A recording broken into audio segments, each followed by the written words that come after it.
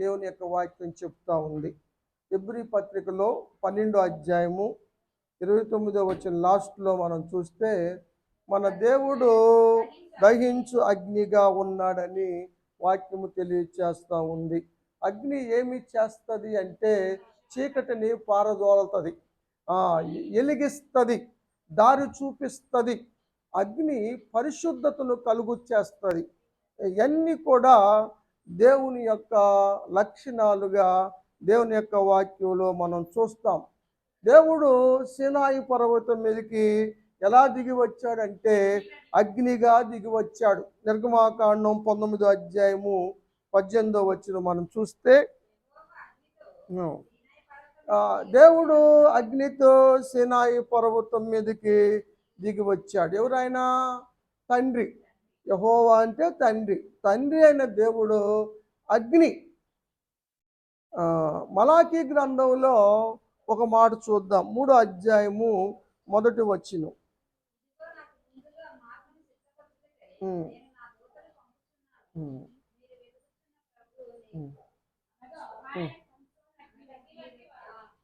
ఎవరు ఆయన?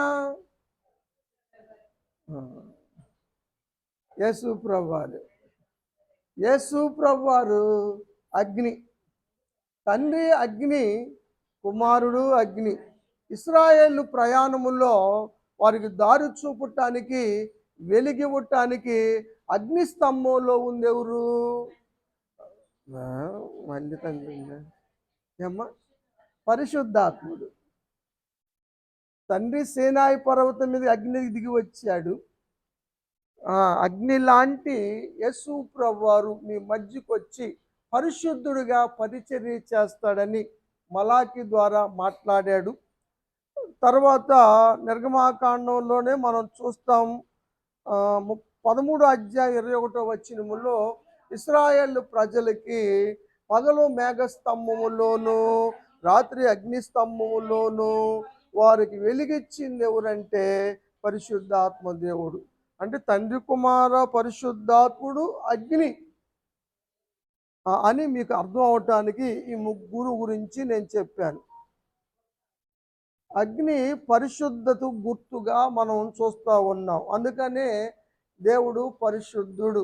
ఆ పిల్ల నిప్పు అన్నా, ఆ పిల్ల అగ్ని అన్నా చాలా పరిశుద్ధమైన వ్యక్తి అని. అందుకనే దేవుడు పరిశుద్ధుడు పరిశుద్ధుడు పరిశుద్ధుడు అని 3 సార్లు అంతంలో అర్థం ఏమిటంటే తండ్రి పరిశుద్ధుడు, కుమారుడు పరిశుద్ధుడు, పరిశుద్ధాత్ముడు పరిశుద్ధుడు. దేవదూతలు అదే ప్రతిగానాలు చేస్తూ ఉన్నట్టుగా వాక్యం చెబుతూ ఉంది. దేవుడు మందిరం మీదకి దిగి వచ్చిన సందర్భాలు చాలా ఉన్నవి. ఒక సందర్భాన్ని చెబుతాను. సంఖ్యాకాండము 9వ అధ్యాయం 15వ వచనం.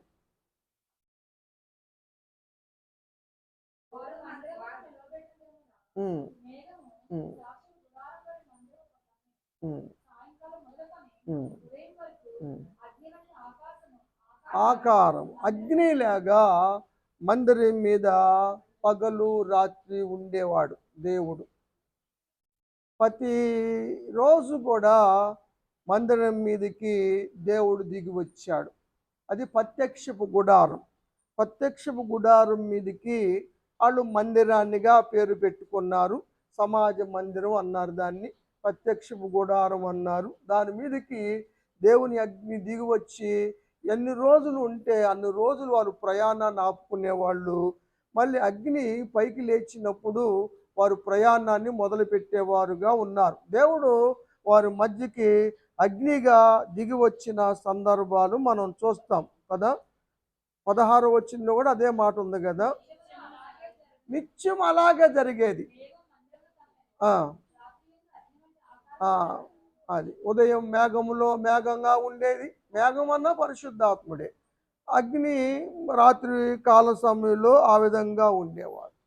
ఆ విధంగా అగ్ని పరలోకం నుంచి చాలా సందర్భాల్లో మందిరం మీదకి, వ్యక్తుల మీదకి దిగి వచ్చిన సందర్భాలు ఉన్నాయి.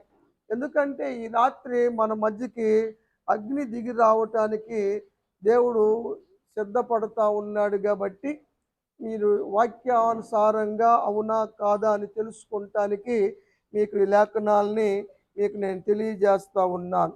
మోషేను ఆకర్షించటానికి, మోషేని పిలవటానికి దేవుడు అగ్నిగా పొదలోకి దిగి వచ్చాడు. పొద మండుతా ఉంది. మిద్యాను అరణ్యంలో హోరేబు పర్వతం దగ్గర మోషే గారు గొర్రెలు మేపుతా ఉన్నాడు. అది కాలిపోయి ఉంటే అది పెద్ద ఎంతేం అనిపించేది కాదు, కానీ అది కాలిపోలేదు. అగ్ని మండుతూ ఉంది కానీ, పొద మండుతూ ఉంది కానీ కాలిపోవట్లేదు. ఇది వింతగా ఉంది. వింత చూద్దామని మోషే వచ్చినప్పుడు దేవుడు పొదలో నుంచి మోషేను పిలిచాడు, తన బిడ్డగా చేసుకున్నాడు. అక్కడి నుంచి మోషేను మండించాడు. మోషే ద్వారా అద్భుతాలు చేశాడు, దైవాగ్నితో నింపాడు. అందుకని దైవ శక్తి పొందుకొని దైవ కార్యాలు చేయగలిగినట్టుగా వాక్యం చెబుతూ ఉంది. 40 సంవత్సరాలు అగ్ని ప్రభావంతో మోషే మండాడు. విశ్వాసులైన వారు రక్షించబడ్డ కాడి నుంచి, అభిషేకం పొందుకున్న కాడి నుంచి మనం మండాలి. మనం మండుతూ ఉండాలి, ఆరిపోకూడదు, చల్లారిపోకూడదు. విశ్వాసులు పజ్జురులుతూ ఉండాలి. పజ్జురులుతూ ఉండాలంటే అగ్ని తాకుతూ ఉండాలి. ఆ విషయాన్నే పరిశుద్ధ గ్రంథంలో మనం చూస్తాం. యేసు ప్రభువు వారు చెప్తారు యోహాను గురించి. యోహాను సువార్త 5వ అధ్యాయము 35వ వచనం.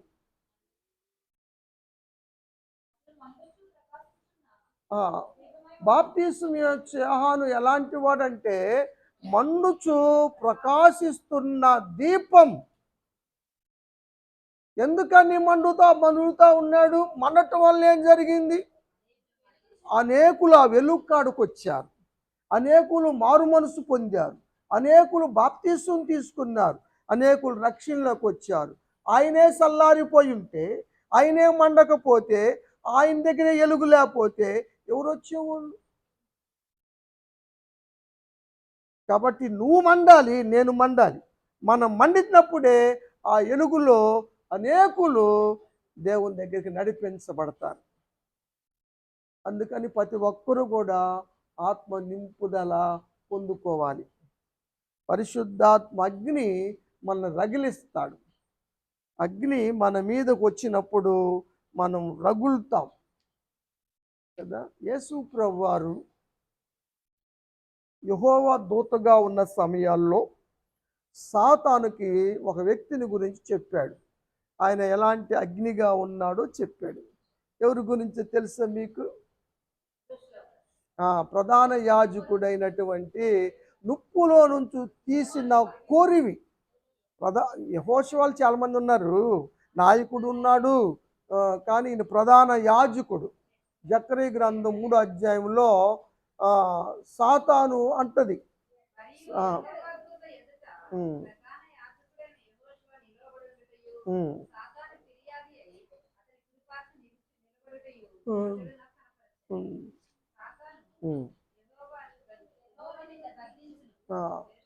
ఇప్పుడు యెహోవా దూత మాట్లాడుతున్నాడు సాతానుతో. యెహోవా దూత ఎవరు? యేసు ప్రభువు వారు సాతానుతో అంటున్నాడు, ఏ సాతానా, దేవుడు గద్దిస్తాడు. ఎవరు అనుకుంటున్నావు? ఆయన చదువమ్మ. ఇతడు అగ్నిలో నుంచి తీసిన కొరివి, కొరివి నిప్పు కదా. అగ్నిలో తీసినట్టుగా పునీతంగా, శుద్ధముగా, సువర్ణంగా, శ్రేష్టంగా, పరిశుద్ధంగా ఉండాలి మనం. ఆ విధంగా దేవుడు మనల్ని చేస్తాడు. చెయ్యాలంటే పుటం వేస్తాడు, కాలుస్తాడు, తన ఆత్మతో నింపుతాడు, శుద్ధీకరిస్తాడు, కల్మషాలు కడిగి వేస్తాడు. ఆ విషయాన్నే ఈరోజు మనం వాక్యం ద్వారా నేర్చుకుంటున్నాం. అందుకని పౌలు గారు ఉదయకాల సేవలో కొంత చెప్పాను నేను. పౌలు గారు ఆత్మీయ కుమారుడు తిమోతికి రాస్తూ చెప్పిన మాట, 2 పత్రిక 1వ అధ్యాయం 6వ వచనం. నా హస్త నిక్షేపణం వలన నీకు కలిగిన దేవుని కృపావరము పజ్వరింప చేయాలి. దేవుని కృపావరము తిమోతికి ఎలా కలిగింది? ఎవరు చేస్తే? పౌలు గారు ఆత్మ పొందుకున్నవాడు, అభిషేకం పొందుకున్నవాడు హస్త నిక్షేపణ చేస్తే అతనికి కృపావరాలు వస్తాయి, కృపావరాలు కలుగుతాయి. అవి ఎల్లకాలం ఉంటాయా?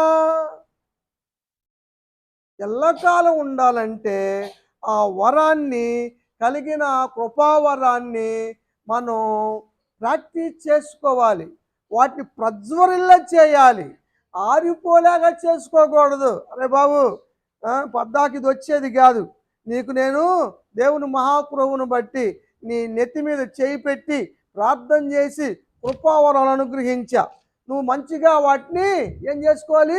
ప్రజ్వరిల్ల చేసుకో, ఆరిపేసుకోమాక, కృపను పోగొట్టుకోమాక, చల్లారిపోమాక అని ఆత్మీయ తండ్రి ఆత్మీయ బిడ్డకి చెప్పాడు. ఆత్మీయ బిడ్డలని మీరు కూడా ప్రజ్వరిల్లాలి. మీ కలిగిన వరాలు పాడు చేసుకోవద్దు, దేవుడిచ్చిన తలాంతులు పాడు చేసుకోవద్దు, కప్పెట్టుకోవద్దు, వాటిని ప్రజ్వరిల్ల చేసుకోవాలని వాక్యులు మనం చూస్తూ ఉన్నాం. యెహోషువ వాగ్దాన భూమి కనాను దేశానికి నడిపించి భూభాగాన్ని భాగాలు చేసి పంచిచ్చి అందరిని జయించాడంటే కారణం అతడు కూడా వరం పొందుకున్నాడు, అభిషేకం పొందుకున్నాడు. ఎలా పొందుకున్నాడు? మోషే హస్త నిక్షేపణ చేయటం ద్వారా. ద్వితీయోపదేశ కాండంలో చూస్తాం, 34వ అధ్యాయం 9వ వచనం.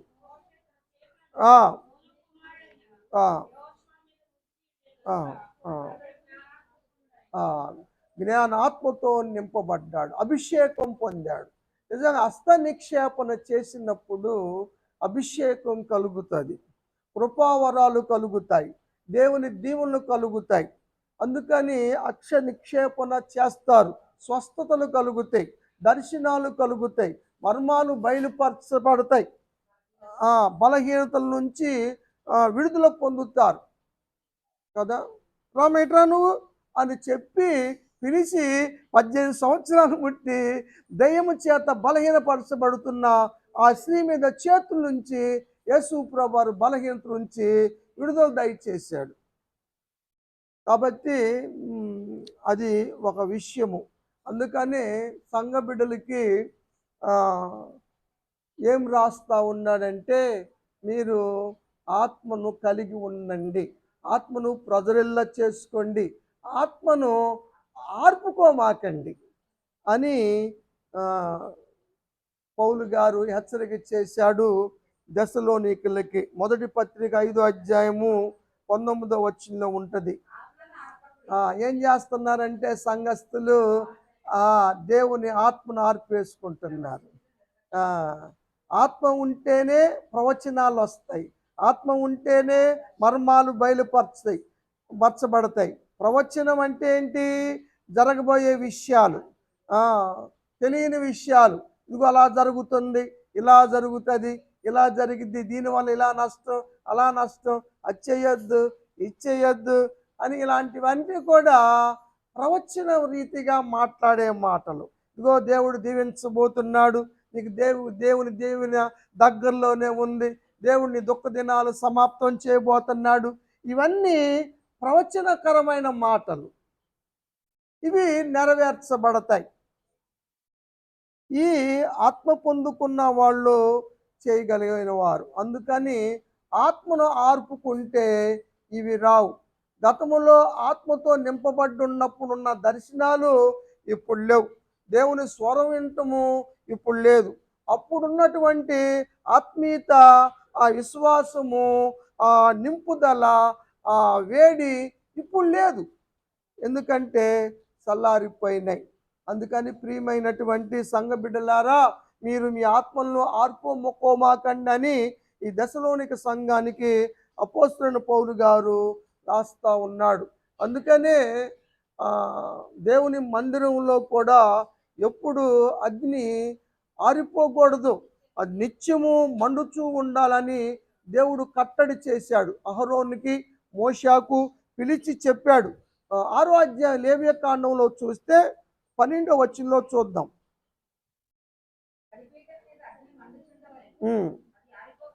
ఆ, తప్పనిసరిగా ఆ బాధ్యత చూడాలి. దేవుని బలిపీఠం మీద అగ్ని ఎప్పుడూ మండుతూ ఉండాలి, ఆరిపోకూడదు. విశ్వాస హృదయంలో కూడా ఎప్పుడు అగ్ని మండుతూ ఉండాలి, అది ఆరిపోకూడదు. ఆరిపోతే ఏమవుతుంది? చల్లారిపోతే ఏమవుతుంది? ఆ ఏలి కాలములో శిలోహ మందిరం బలిపీఠం మీద దీపము ఆరిపోతా ఉంది. అలాంటి సమయములో దేవుని ప్రత్యక్షత తరచుగా కలుగుతూ ఉంది. ఆగిపోయింది. వెలిగినప్పుడు దేవుని ప్రత్యక్షత కలుగుతూ ఉంది, ఆరిపోయినప్పుడు దేవుని ప్రత్యక్షత ఆగిపోతూ ఉంది. ఆ కుటుంబానికి నిత్య శిక్ష, శాపము దిగి వచ్చింది. నైవేద్యం ద్వారా కూడా దేవుని శాంతిపరిచి ఆ యొక్క శాపాన్ని తొలగించడానికి, శిక్షను తొలగించటానికి మార్గము లేనంతగా శాపము దిగి వచ్చింది. ఎందుకంటే ఆరిపోయింది. ఏమ్మా 2వ అధ్యాయం చూడండి, 1 సమూయేలు గ్రంథం 31వ వచనం.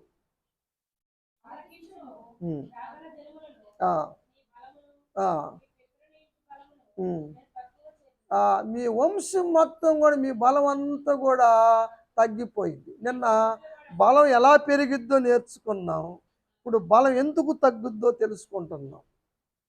దేవుడు అంటాడు, నేను మిమ్మల్ని బలపరచను, మీ సంతానాన్ని వర్ధల చేయను, మీ వంశాన్ని నేను తగ్గిచ్చేస్తా, మీ బలాన్ని తగ్గిచ్చేస్తా, మీ ఆయుష్ను తగ్గిచ్చేస్తా. మీ ఇంట్లో ముసలోడు అన్నవాడు ఉండడు. ఎందుకంటే లేత వయసులోనే అందరూ వెళ్ళిపోతారు, లేత వయసులోనే అందరూ చనిపోతారు. ముసలోడు ఒక్కడు కూడా ఉండడు, ఒక్కడు కూడా ఎక్కువ కాలం బతికేవాడు ఉండడు. ఎందుకంటే మీరు ఆరిపేసుకున్నారు, దీపం ఆరిపేసుకున్నారు. 3వ అధ్యాయం 1వ వచనములో అప్పుడు సమూయేలు ఆడకొచ్చాడు. అప్పుడు యెహోవా వాక్కు ప్రత్యక్షమగుట అరుదు, ఎందుకంటే దీపము ఆరిపోతా ఉంది. ఈ విషయాలు మనం చూస్తూ ఉన్నాం. ఆరిపోతే తలాంతులు పాడు చేసుకుంటే ఏమన్నాడు? చెడ్డ దాసుడా, పనికి మాల దాసుడా అన్నాడు కదా. ఇదిగో సాతానికి, అపవాదికి, వాడు అనుసరుడికి విధించబడిన నిత్యాగ్నిలోకి పొండి అని తోసివేశాడు. కాబట్టి శాపము వస్తుందండి. అందుకని ఎప్పుడు అగ్నితో నింపబడాలి. మనం ఎప్పుడు కూడా మన హృదయపీఠం మీద, హృదయం అనే బలిపీఠం మీద పరిశుద్ధాగ్ని మండుతూ ఉండాలని సంఘ బిడ్డలను కోరుతూ ఉన్నాడు దైవజనుడు. అదేవిధంగా ప్రకటన గ్రంథంలో యోహాను చూసిన దర్శనములో ఏముందంటే, పరలోకములో 4వ అధ్యాయము 5వ వచనం.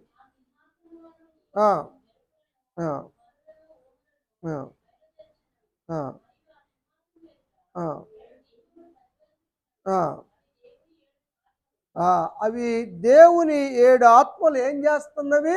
ప్రజ్వరిల్లుతా ఉన్నాయి. కాబట్టి దేవుని ఆత్మలు, 7 ఆత్మలు అంటే సంపూర్ణమైన ఆత్మశక్తి అని.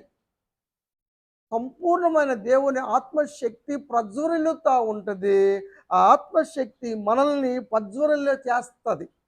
ఈ రాత్రికాల సమయంలో మనందరినీ కూటమి ఏర్పాటు చేసుకున్నటువంటి కుటుంబాన్ని, ప్రత్యేకంగా జగదీశుని ఆత్మ ప్రజ్వరిల్ల చేయనుగాక. దేవుని ఆత్మ ప్రజ్వరిల్ల చేస్తుందని దేవుని యొక్క వాక్యంలో చూస్తాం. కాలాలు బట్టి చూసినా కూడా దేవుని ఆత్మ కార్యాలు జరిగించినట్టుగా చూస్తాం. మోషే కాలములో అగ్ని ప్రజ్వరిల్లింది. లేవియాకాండం 9వ అధ్యాయం 23వ వచనంలో చూద్దాం. మోషే 23.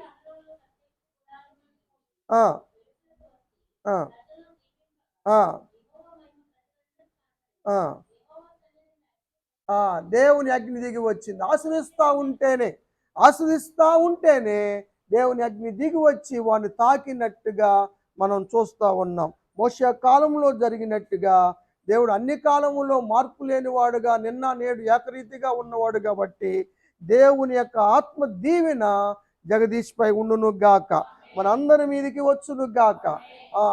ఆశ్రయించినప్పుడు దేవుడు మరి అగ్నితో దిగి వస్తాడని మోషే కాలాన్ని కూడా మనం చూస్తూ ఉన్నాం. తర్వాత మోషే కాలం గతించిన తర్వాత మరి న్యాయాధిపతులు వచ్చారు. న్యాయాధిపతుల కాలములో కూడా పరిశుద్ధాత్ముడు దిగి వచ్చినట్టుగా మనం చూస్తూ ఉన్నాం కదా. ప్రతి న్యాయాధిపతి మీదకి ఒత్నియేలైనా, గిద్యోనైనా, యెఫ్తా అయినా, సంసోనైనా, ఎవరి మీదకైనా న్యాయాధిపతులందరి మీదకి దేవుని ఆత్మ దిగి రావటము, దేవుని గొప్ప కార్యాలు జరగటము, సింహాలను చీల్చివేయటము, జయించటము, తరిమివేయటము అన్న విషయాలు జరిగినాయి. రాజ్యాలు పట్టుకోవటము కార్యాలు జరిగినవి. ఆత్మశక్తి ద్వారా కార్యాలు జరిగించబడును గాక. అబ్బాయి జాబు విషయంలో కూడా దేవుడు కార్యము జరిగించును గాక. రాజుల కాలములో కూడా అగ్ని దిగి వచ్చినట్లుగా మనం చూస్తాం. ప్రజలను లెక్కించినప్పుడు, దావీదు ప్రజలు లెక్కించినప్పుడు తెగులు స్టార్ట్ అయింది. తెగుల్లో 72,000 మంది చచ్చిపోయారు. దాను నుండి బేర్షిబా దాకున్నటువంటి దావీదు సైన్యం అంతా కూడా తెగులు ద్వారా మొత్తబడ్డప్పుడు దావీదు బలిపీఠం కట్టాడు. ఒరన్నా దగ్గరికి వెళ్ళి వర్ణ దగ్గరికి వెళ్ళి డబ్బులు ఇచ్చి దాన్ని కొని అక్కడ బలిపీఠం కట్టాడు. బలిపీఠం కట్టిన తర్వాత తెగులు ఆగిపోయినట్లుగా, అగ్ని దిగి వచ్చినట్టుగా దేవుని యొక్క వాక్యంలో మనం చూస్తాం. దినవృత్తాంతములు మొదటి గ్రంథం 21వ అధ్యాయము 21వ వచనం చూద్దాం.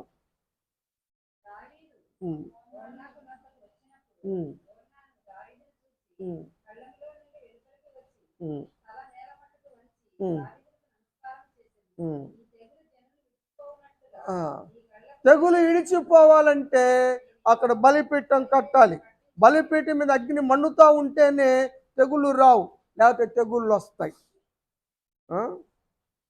గుడ్ నైట్ వెలిగిస్తేనే కాదు, దోమలు రావు.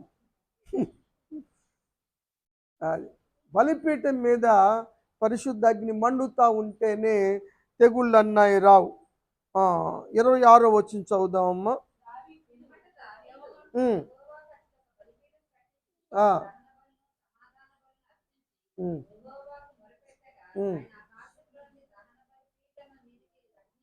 అగ్ని దిగి వచ్చేసింది. అప్పుడు అవన్నీ ఆగిపోయినాయి, తెగుళ్ళు ఆగిపోయినాయి, శాపం తొలగిపోయింది. అగ్ని దిగి వస్తే శాపాలు తొలగిపోతాయి. కాబట్టి ఈ రాత్రి దిగి వచ్చే అగ్నిలో మన మీద ఎవరు మీద శాపం ఉన్నా, జగదీష్ మీద శాపం ఉన్నా ఈ రాత్రి తొలగిపోవును గాక. దేవుడు తొలగిస్తాడు, శాపాలు తొలగిస్తాడు అగ్ని ద్వారాని వాక్యంలో మనం చూస్తూ ఉన్నాం. న్యాయాధిపతుల తర్వాత రాజులు వచ్చారు. రాజుల తర్వాత ప్రవక్తలు వచ్చారు. ప్రవక్తల కాలంలో కూడా అగ్ని దిగి వస్తూ ఉంది. ప్రవక్త అయినటువంటి ఏలియా ప్రవక్త గారు ప్రార్థన చేస్తూ ఉంటే బలి అర్పించి ఆకాశం నుంచి అగ్ని దిగి బలిని దహించి వేసి కందకంలో నీళ్లు కూడా ఆవిరి చేసినట్లుగా మనం చూస్తూ ఉన్నాం. కాబట్టి అగ్ని దిగి వచ్చిన సందర్భాలు మనం చూస్తూ ఉన్నాం. యేసు ప్రభు వారు గొప్ప కోరిక కోరారు. భూలోకంలో పుట్టిన తర్వాత ఆయన కోరిక ఏంటో తెలుసా? ఆయన కోరిక గురించి చెప్పాడు. డాక్టర్ గారు రాశాడు ఈ మాట. లోకా సువార్తలో 12వ అధ్యాయము 49వ వచనంలో ఈ మాట చూస్తాం. నేను భూమి మీదకి వచ్చింది ఎందుకో తెలుసా?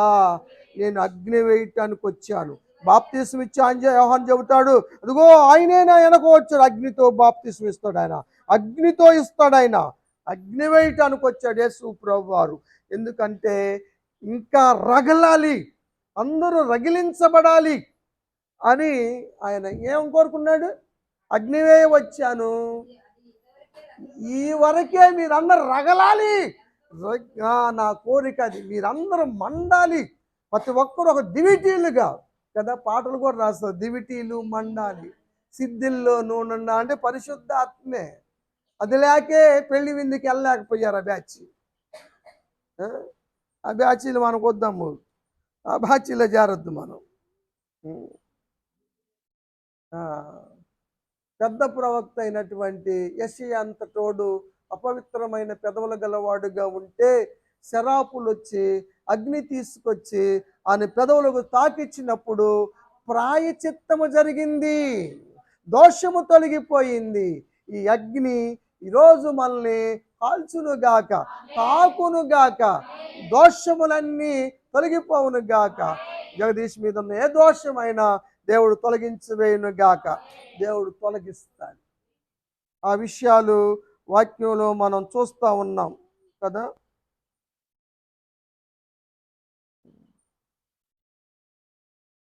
4వ అధ్యాయ యెషయా గ్రంథంలో ఒక మాట చదువుదాం.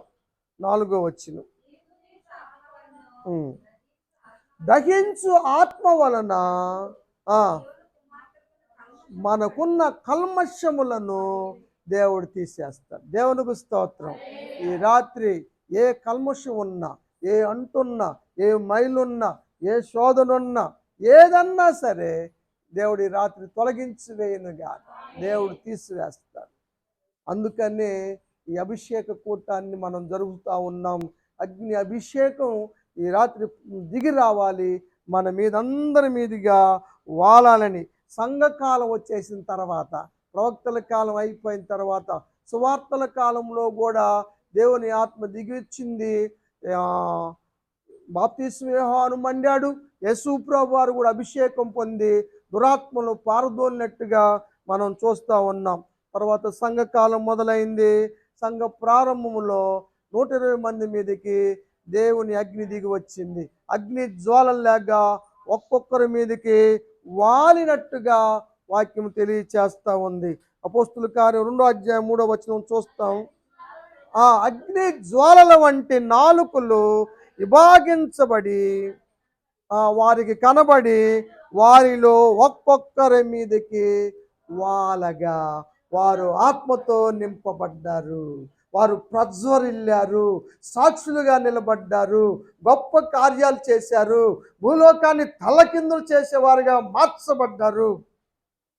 కాబట్టి రాత్రి కూడా అగ్ని నాలుకలు మన మీదకి దిగివచ్చును గాక, మన మీద వాలును గాక. దేవుడి మాటలు దీవించును గాక.